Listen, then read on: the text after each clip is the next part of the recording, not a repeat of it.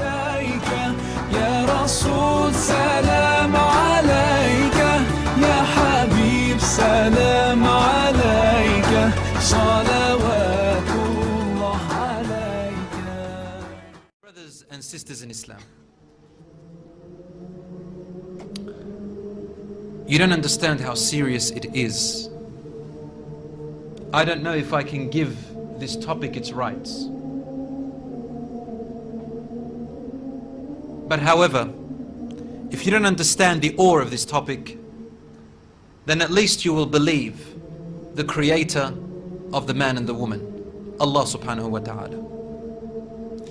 Let us begin with a beautiful verse in the Quran where Allah subhanahu wa ta'ala says in Surah Al-Isra, أعوذ بالله من الشيطان الرجيم بسم الله الرحمن الرحيم. And I beg your attention, for these verses are not just there like that, they have deeper meaning than what you think. In fact, the more you read them, the more you understand that there is deeper meaning in them. Allah says, وَقَضَى رَبُّكَ أَلَّا تَعْبُدُوا إِلَّا إِيَّاهُ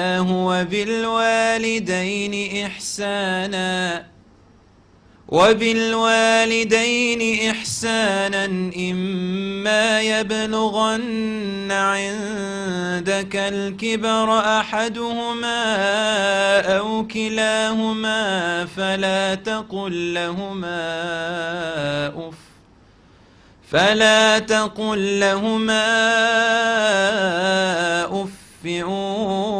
ولا تنهرهما وقل لهما قولا كريما واخفض لهما جناح الذل من الرحمة وقل رب ارحمهما كما ربياني صغيرا. Allah says, and your Lord has strictly commanded you that you worship none other but Him. That you worship none other but Him. And to be absolutely good towards your parents. Ihsan. Ihsan means more than just good. It means to exert absolute goodness even at the times when you are struggling and don't feel like doing it. Continue. No matter how old they become in age, if you live and they live to the time when you see them grow old and frail, then never in all these years dare to even be bad to them, as little as pronouncing a sound of uff towards them. Don't even say uff towards them. And do not talk to them harshly. Tanharhuma. Do not talk to them in a rough manner, in a harsh tone. Allah is not even saying the words, He's saying the tone, the sound of your voice. Don't even talk with a harsh tone, a rough tone. وَقُلْ لَهُمَا قَوْلًا كَرِيمًا.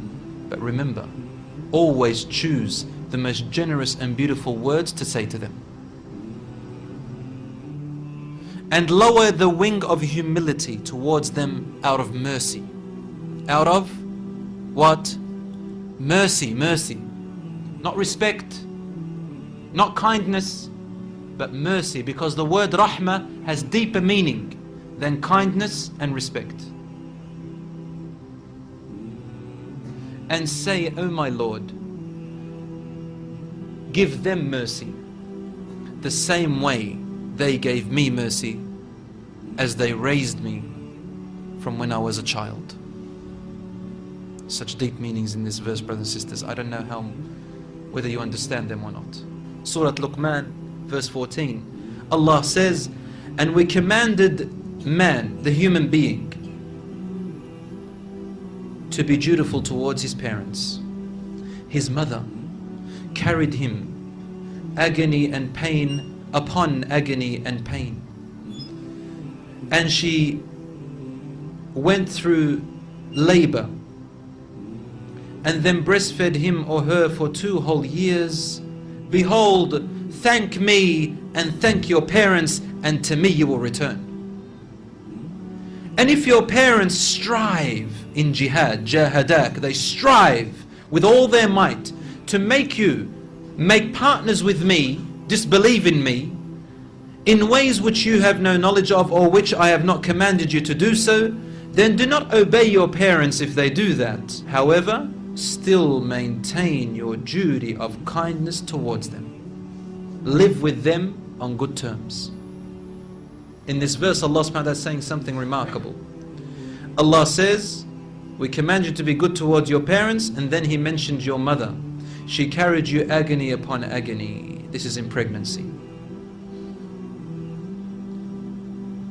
I challenge any man here or youngsters to get a soccer ball and just place it underneath your shirt.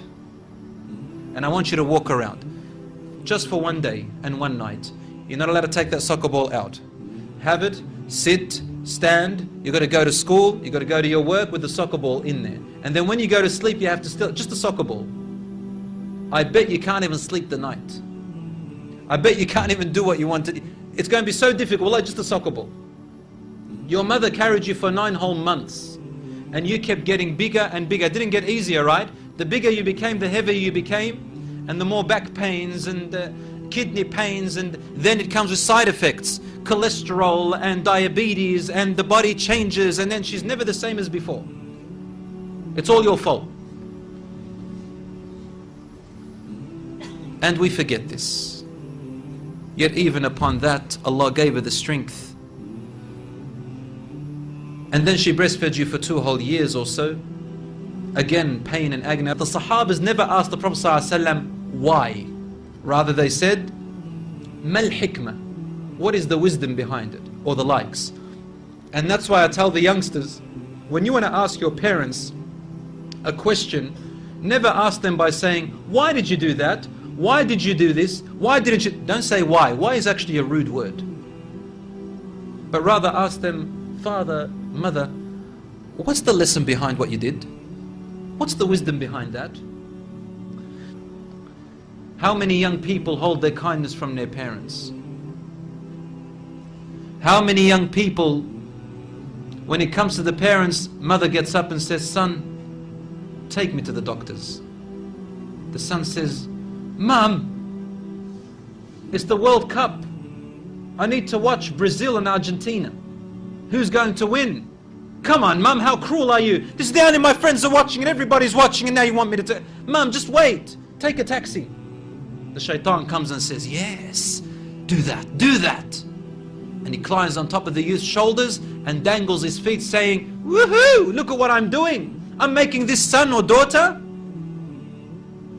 denying themselves from Jannah. And then the mother turns around and says, may Allah guide you, my son or daughter. And the shaitan replies by saying, damn, she still makes dua for him or her.